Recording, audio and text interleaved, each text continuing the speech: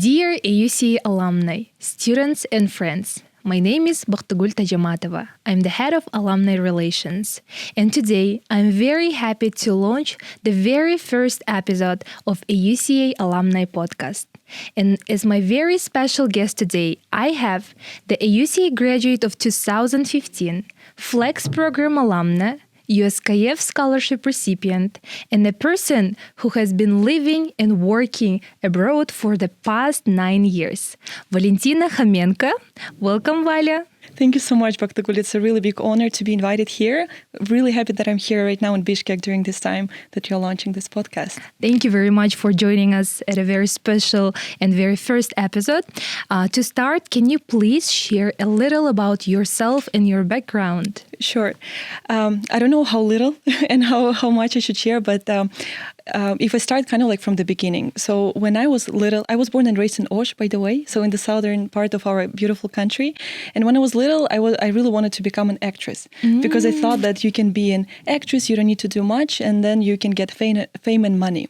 And after some time, I realized that life doesn't work like this. You need to put some work if you want to achieve something. And then at some point, I got really passionate about working in food industry. Wow. And yeah, exactly. So it just got there. So I always wanted to work in this industry. And as you mentioned, right, I'm a Flex alumni. So when I was 17 years old, I passed all the rounds, and then I was on the way to go to the U.S. for 1 year high school exchange program. And the day that we were departing to the U.S., this was the time when we had a meeting with our parents and American consuls. And this is where U.S CAEF fellows, they gave a presentation that there is such an opportunity to study at the UCA, to have a full scholarship, stipend, if you want to study business administration and economics. And from that day, I knew that this is the program I'm going to apply to. So while I was in the US, I was writing my essays, I was passing TOEFL exams and everything that I needed to get the scholarships, and luckily I did. So this is how I got into AUCA. This is how I started studying business administration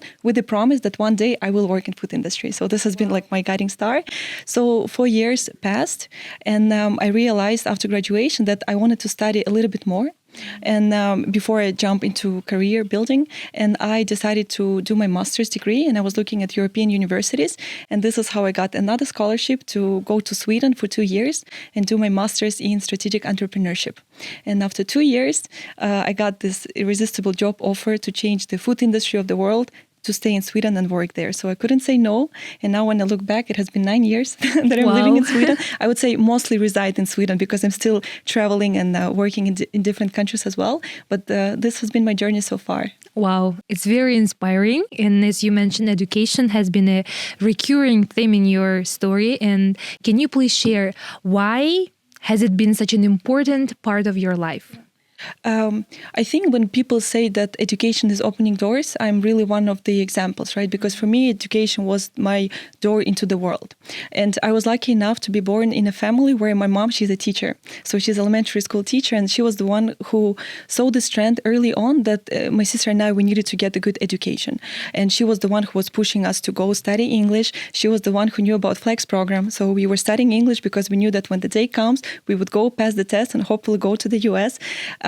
She was really like the driving force. And actually, even we were always trying to study in the best schools where we could get the best knowledge. So it was not only about it was not about prestige, it was more about the quality of education. And I even remember when I was around maybe 14 years old, my mom, she was checking where the alumni of our schools go to study. And back then, the story was like that in some universities, people look what kind of car you drive to school, but at the UCA, they look how many points you get on your score. And so already like back then I knew that AUCA is like it's a good place to study. And of course I didn't have an option not to study, right? As I mentioned, right, it was given that I got to study. And now when you look back at my life, everything I have today, it's because of education. It's like a red thread. I've lived in so many countries. Like if you think about it, I studied in the US. I did exchange semester in Norway while I was studying at the UCA.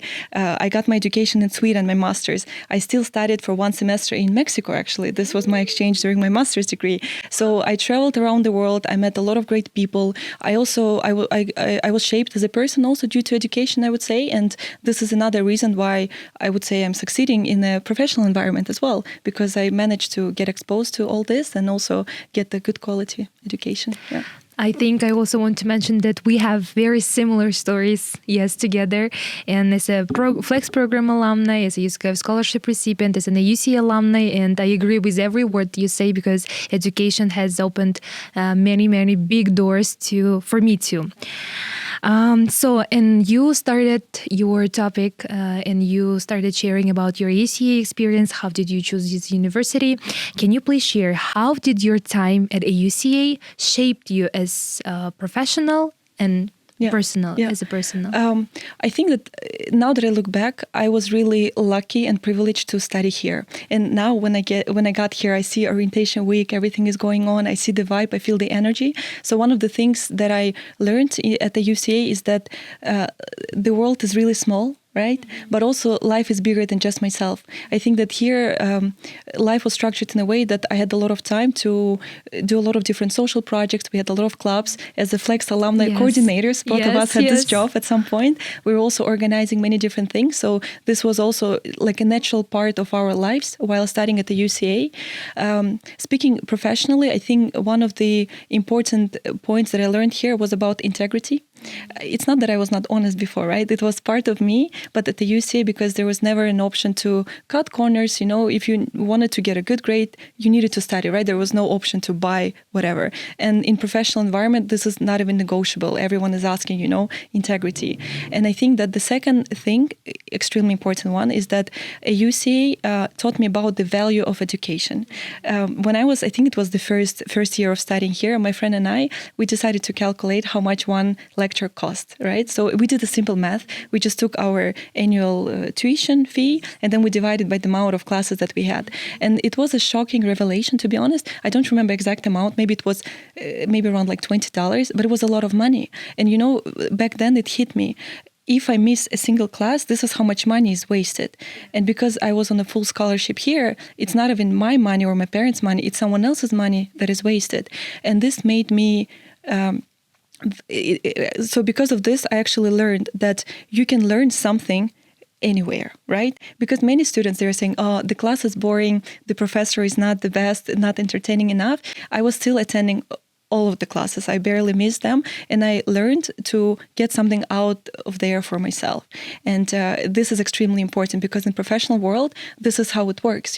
There is no guideline how exactly you need to work, but you need to keep your eyes open, keep your ears open, and try to get everything that you're hearing and then put it in the working context. So, yeah. Mm-hmm. Thank you very much a UCA experience for sharing. And also wanted to ask the next question. When you think back to your university years, now you mentioned that today, this week, we have an orientation week, very, very first and very important event as an AUCA students. Is there a memory or a day that still inspires you today? Yeah. Now I need to think, to pick only one of them. Definitely, as I mentioned, right, the life at the UCA was really busy, very active because I was exposed to Flex community. We were organizing a lot of different social activities.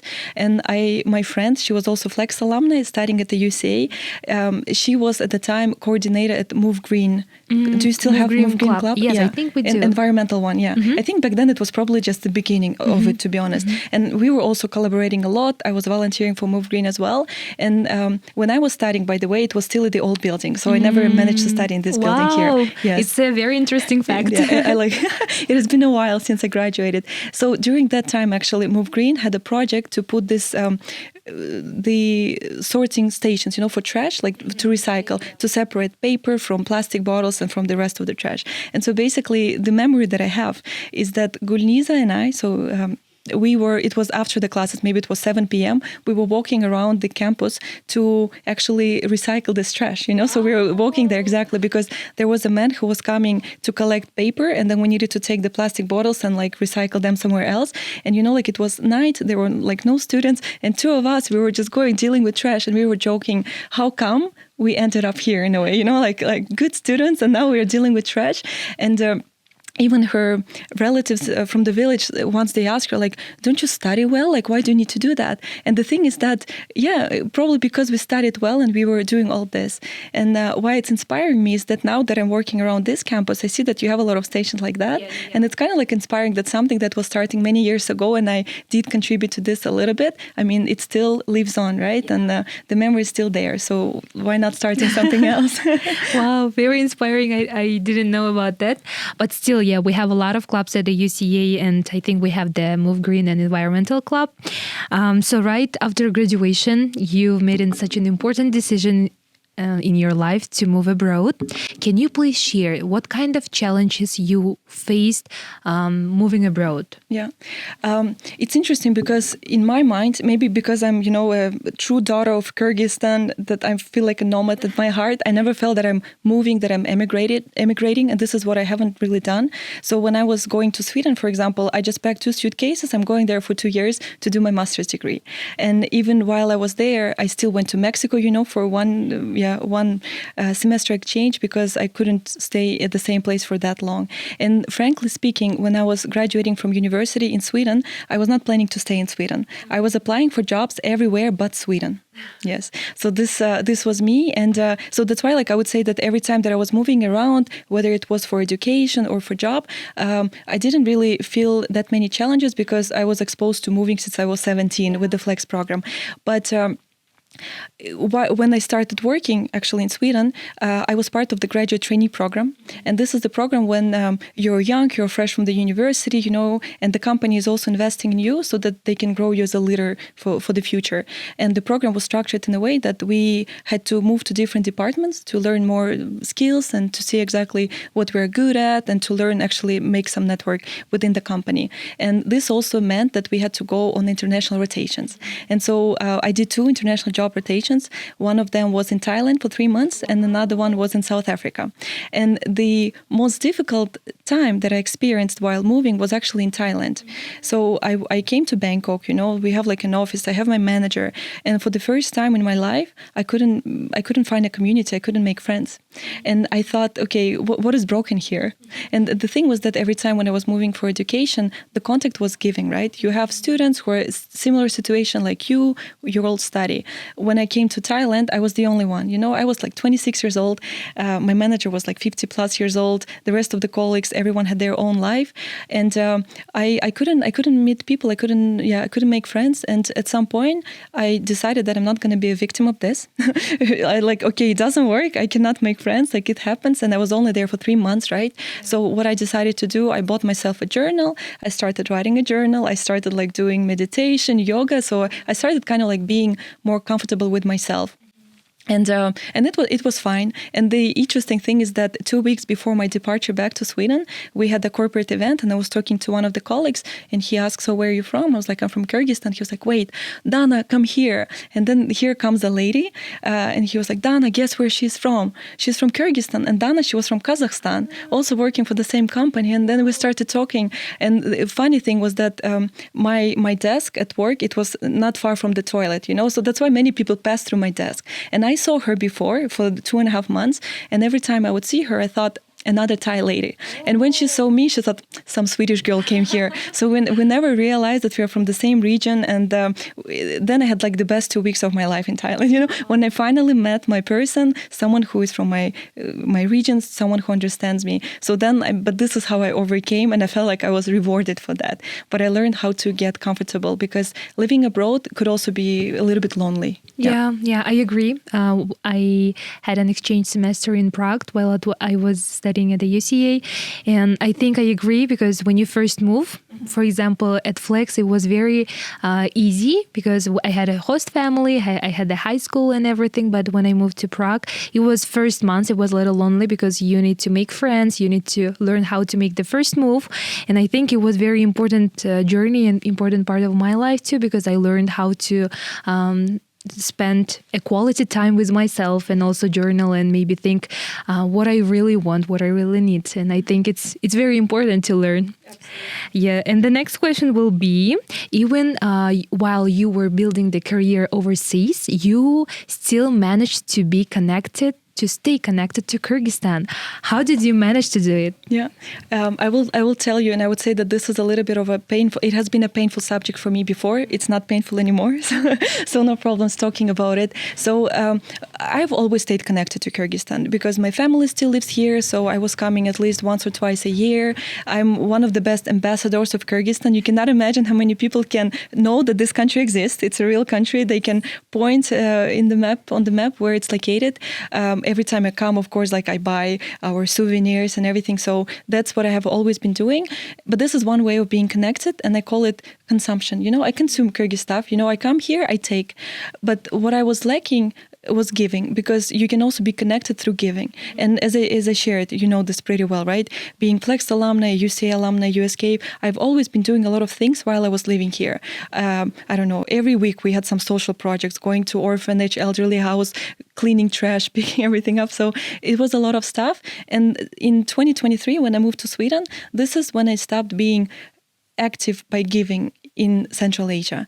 And I know why, okay, so I moved, the focus was on education, making new friends, then okay, I need to find a job, then you get a job, then I need to perform, I would like to do well. And now you're young, you start making money, I want to travel, I want to see the world, I want to make friends, I want to date, so life gets so busy that you stop giving. And for me, at least what I realized is giving, it's more like a habit, because when you do it constantly, you don't think about it, it's just natural part of you. But once you stop, it's difficult to go back to that. And for me, especially when giving was at 100 and it got to 0, even doing a little bit didn't feel like I'm doing anything.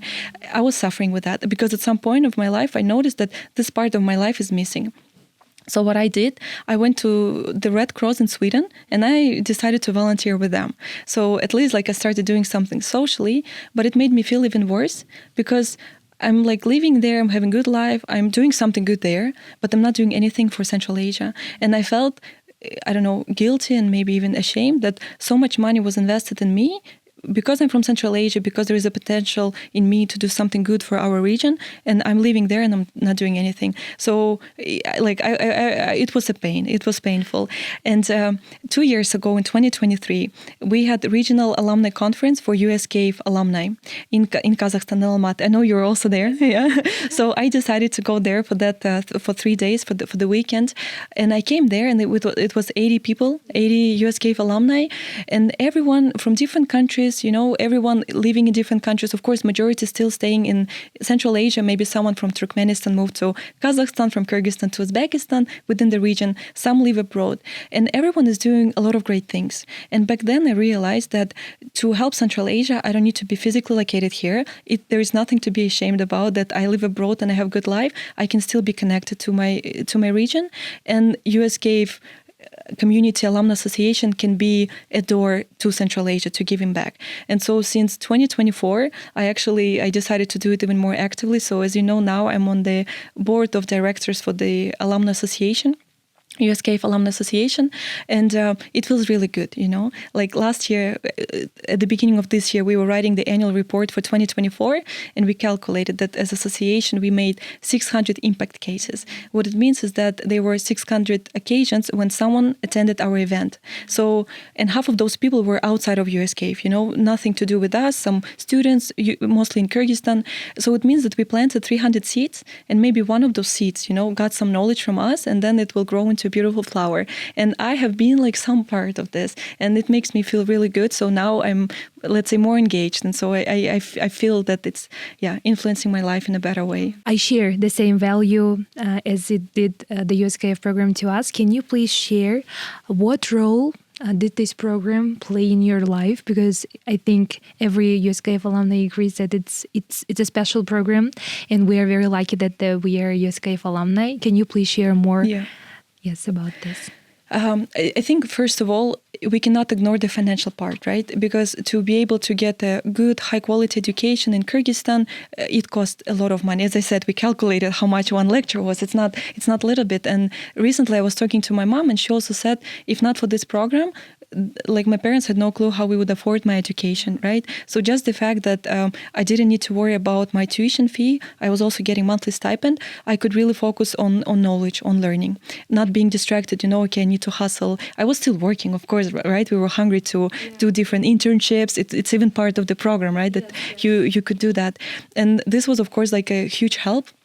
And the second thing was probably about community and network that it gave me. Just now I'm coming back from a meetup with another U.S CAEF alumna, because you're part of the family. You know exactly what it means when you get a good quality education and someone else is paying for that, for sure.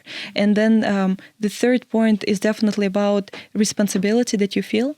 Because it's a limited amount of spots, right, that of people that are being selected to get this very high competitive, I would say, scholarship. And I was one of them. And that's one of the reasons when I moved to Sweden, for example, I was feeling like there was so much money invested in me and I'm not giving back enough. And so this is like extra motivation because you know that there was someone who, donated money, who gave it for you, for your education. Now it's probably your turn to pay it forward and help someone else. So this is like priceless, how far education and just because someone else helped you got me here. Yeah, thank you. Today, as we are sitting here, I'm representing the AUCA Alumni Relations Office and you are representing the U.S CAEF Alumni Association Board.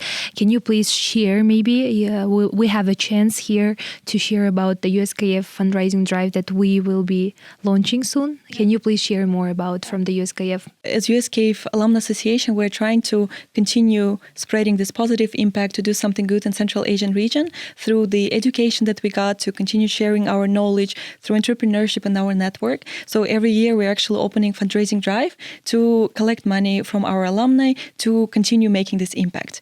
And this year we are actually collecting money for another special cause. And this cause is really close to our hearts because last year a new batch of U.S CAEF fellows started studying at AUCA with the same promise as you and I got one day, right? Okay, you have 4 years, tuition is covered, you will be getting a stipend, please focus on studying and doing something good, right, with your life.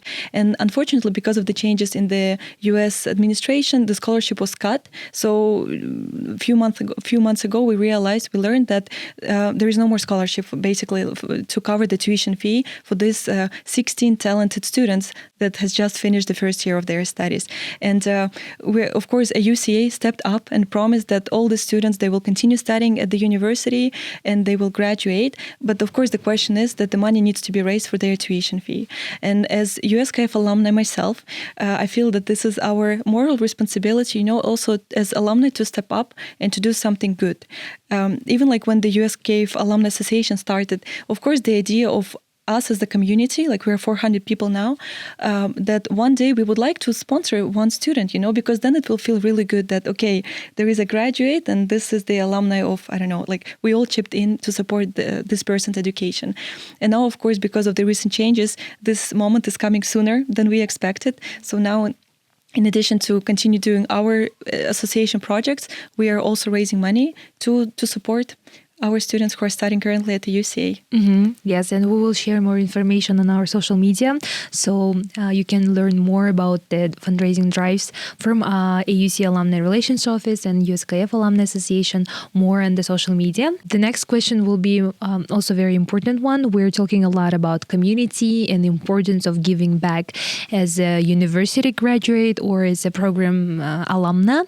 Can you please share from your perspective why it's so important to stay connected, to give back maybe to AUCA as an AUCA graduate and programs like U.S CAEF? Yeah, absolutely. Have you ever watched the cartoon Klaus? No. Okay. Oh, so, yes. I've been. Christmas vibe, right? Yes. So if someone hasn't watched, please watch it. So the cartoon is called Klaus. This is one of my most favorite cartoons, and I watch it every year in December before Christmas. And there is a quote. It says, "A simple act of kindness sparks another one." right? And to me, it's such a beautiful and powerful quote. And I think that there are so many examples that we can see around us. And I would like to actually give an example of a UCA alumna, of U.S CAEF alumna, Bahrom.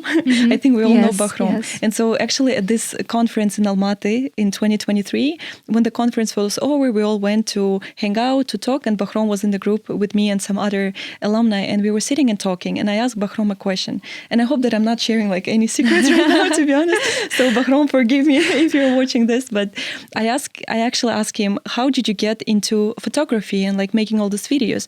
And Bahrom is coming from Batken, So my question was like, how did you get there? And his story is really beautiful, I would say, and inspiring, because he said that when he was studying in school, there was someone who donated 1 or 2 computers to his school. The school didn't have computers. It was, I guess, also some years ago. And this is how he got curious about this. He started going online, checking, and this is how he got into working with pictures and videos.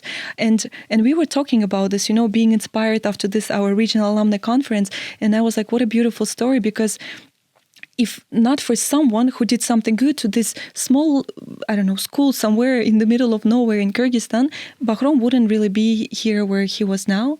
And Bahrom is also one of the most active alumni that we have in the association. He himself understands the power of giving back and giving more. And to me, I think like this is really like this beautiful circle of giving back, because everything that you have, everything that I have is the product probably of someone else.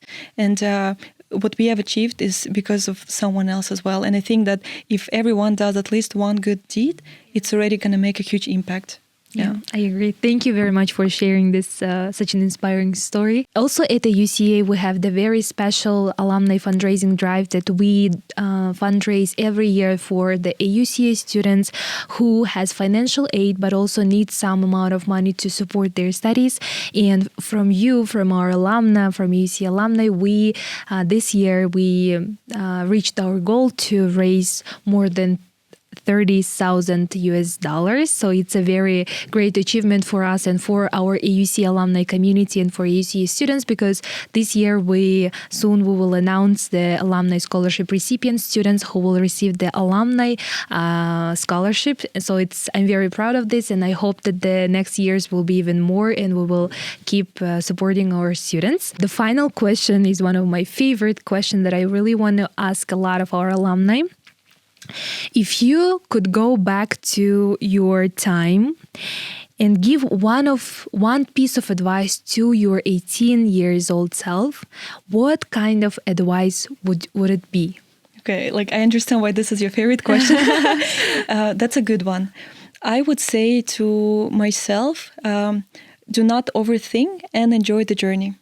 And the reason is that I think, I don't know, I was always in this high achiever mode, probably. You set the goal and then you focus on the goal, you get the goal, and then you think, what is next?